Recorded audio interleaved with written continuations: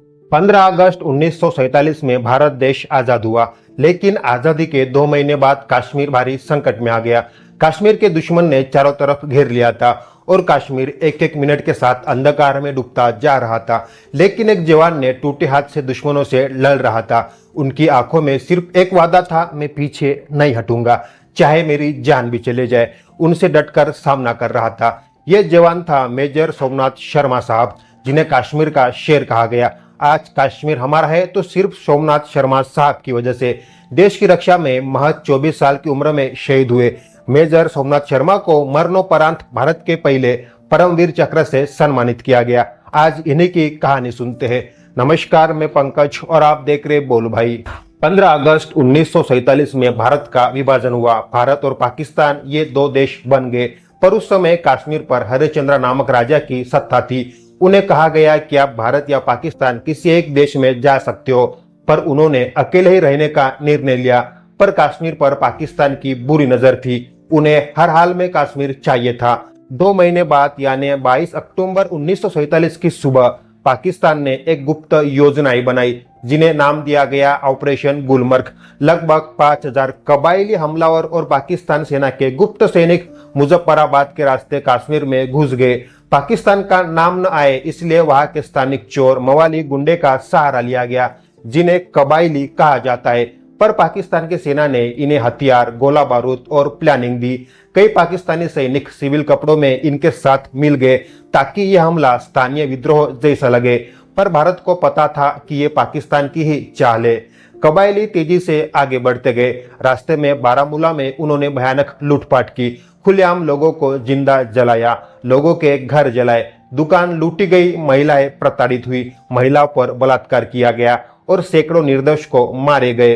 आखिरकार सारे कबायली हरि सिंह राजा के महल में घुस गए। महल तोड़फोड़ करना शुरू कर दिया। इस हमले से घबराकर महाराजा हरि सिंह श्रीनगर छोड़कर जम्मू चले गए। उन्होंने भारत सरकार से मदद मांगी।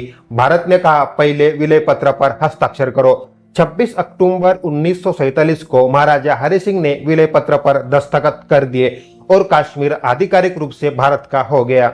27 अक्टूबर 1947 को भारतीय सेना का पहला काफिला हवाई जहाज से श्रीनगर पहुंचा, जहां ठंडी हवा, जमीन पर तनाव और हर मिनट दुश्मन करीब आ रहा था।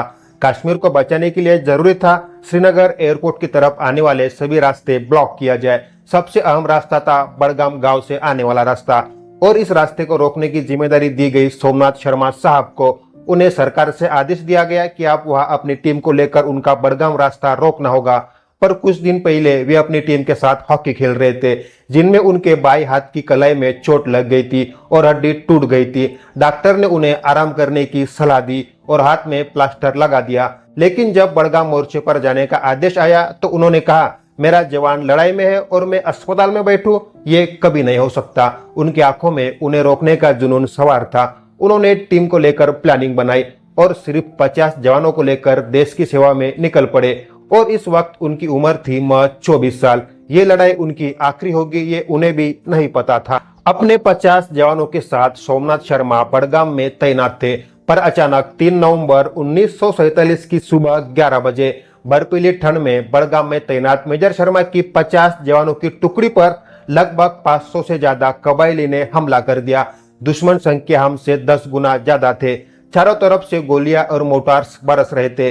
पर मेजर साहब हार मानने वाले में कहा थे। एक हाथ में प्लास्टर था, फिर भी 500 कबायली पर भारी पड़ रहे थे। कबायली एक एक मर रहे थे, पर मेजर साहब के पास गोलियां भी कम हो रही थी। स्थिति को देखते हुए मेजर शर्मा ने रेडियो पर मुख्यालय को संदेश भेजा, हम बहुत कठिन स्थिति में हैं। दुश्मन हमारी पोजीशन से 50 गज पर है। हम आखिरी आदमी और आखिरी गोली तक लड़ेंगे। घायल हाथ की परवाह किए बिना ये गोलियां बरसाते रहे। अपने जवानों को पोजीशन बदलने और दुश्मन को रोके रखने के आदेश देते रहे। और सिर्फ 50 जवानों ने 500 कबायली को रोक रखा था। कुछ ही देर में मेजर शर्मा साहब के पास बड़ा धमाका हुआ और इस धमाके में मेजर सोमनाथ शर्मा को वीरंगति प्राप्त हुई। वो तारीख थी 3 नवंबर 1947। लेकिन उनकी बहादुरी से दुश्मन 4 घंटे तक रुका रहा। इस दौरान भारतीय सेना की अतिरिक्त टुकड़ियां श्रीनगर एयरपोर्ट पर उतर गई और कश्मीर बच गया।